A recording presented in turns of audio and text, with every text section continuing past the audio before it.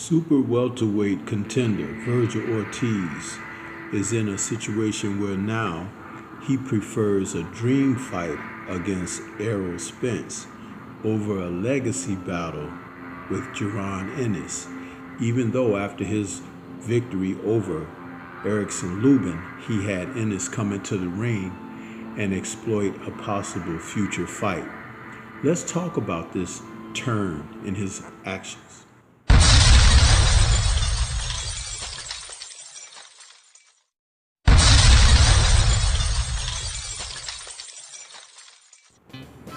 What's good? It's Stormybman, and I'm back with another Stormyman's Briefs. This time, the focus is on super welterweight contender Virgil Ortiz, who has seemingly changed his tune when he's eyeing his options for the future. You see, after his Saturday, November 8th victory over Erickson Lubin, and calling Jaron Boots Ennis, who attended the fight, into the ring for a stare down and some tete-a-tete regarding a possible matchup between the two, he immediately, just moments after that, it took place before all of the public, decided that he really feels that he would like to face a dream fight against fellow Texan Spence. Now, this is the thing about that.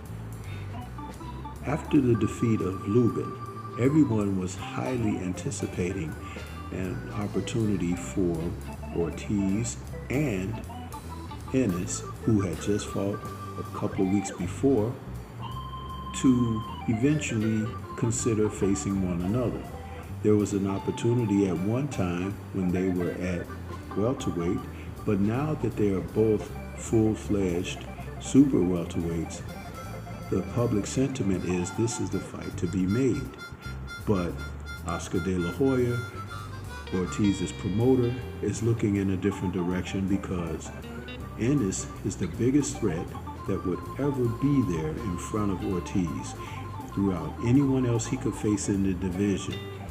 The speed, the footwork, the athleticism, and punching power of Jaron Ennis and his undefeated record is not something that the Ortiz camp is so willing to go into immediately after seeing what happened in September, where we saw Terrence Bud Crawford move up 2, and some will even acknowledge 3 weight divisions to defeat Canelo Alvarez. You see, that part of the community has taken a tremendous hit, and De La Hoya doesn't want to be the next on the line with his only charge in Ortiz, who looks to be the man that can carry some weight in the sport. You see, Ortiz, when he comes into a fight with that 24-0 record with 22 KOs, it seems formidable, but he is a limited fighter. Though they talk about how he can box as well as punch, he is not a fighter that is versatile enough to take on all odds. So to carefully guide him in future opponents is the key. The fact that they took Lubin, who's a southpaw, and a fighter who has a little bit of size on him and punching power, they tried to mask it as a severe challenge for Ortiz. When you saw as soon as the bell rang, Lubin was outmatched. But it wouldn't be the same case for someone like Ennis, who is looking for someone to prove against. Even he has his situations that people consider questionable, because when he was at welterweight, there were opportunities for him to take on several fighters, including the former welterweight undisputed champion in Terrence Bud Crawford, and he didn't take that challenge. So, when you hear Ortiz talk about taking on Spence, who's 28-1 with 22 KOs and hasn't fought in almost 3 years since his defeat to Terrence Crawford, it's something that's really questionable as far as Ortiz.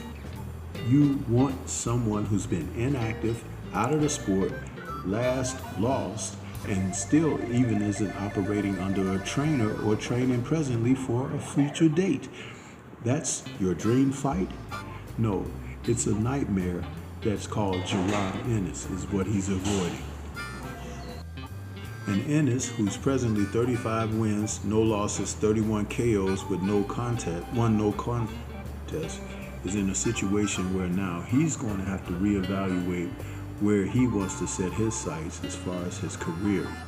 You see, trying to chase guys who do not want to face what's evident, and that is that you're a stiff, competitive person that is in the path of their success. We don't have enough of the athletes of today who want to challenge themselves. So he's going to have to find something else to do.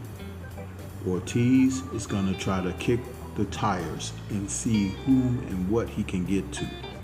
This is Stormybman. Shout out to the mighty LDBC and Liberated Perspective, a third eye view of the world. For more content such as this, please like, comment, subscribe, and share. Peace to everyone out there, and everyone please remain safe.